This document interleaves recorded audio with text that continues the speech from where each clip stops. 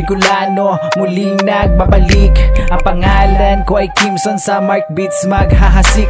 Ang dami na atang nakiki-Pilipino, mula nang maglabas, isimil ng panalo. Kahit nga yung mga fan ng mga K-pop, lahat na sila nakiki-hip-hop. Ang ibig kong sabihin, proud Pinoy pag sikat na. Pero pag di kilala ay tatawanan kanila. Mga feeling wannabe daw ang tawag sa amin, pero di iniinda, okay lang yun sa'kin. Hanggat may naniniwala, kahit isa lang yan, tuloy pa rin sa agos kahit na madaming harang. Basta sabi ko diretso, dai ka magpundo. Maske pasain pa ang dalan, tubudan sa diri mo. Pangadje, buda diskarte, dai mo paghalion. Uragon ka baga, iyo ang simong isipon. Kaya Tagalog sinubukan kahit Bicol ang panulat. Itong challenge pinatulan para saking isiwalat. Ang bigasan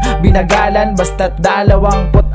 Kaya sana'y mapakinggan kahit di ako sikat. Kaya salamat sa lahat ng naniniwala at hindi, lalo na sa gumabay kahit may tama at mali. Kayo ang aking dahilan kung ba't ako pa rin nandito. Kahit di ako mahusay ay magsusulat ako.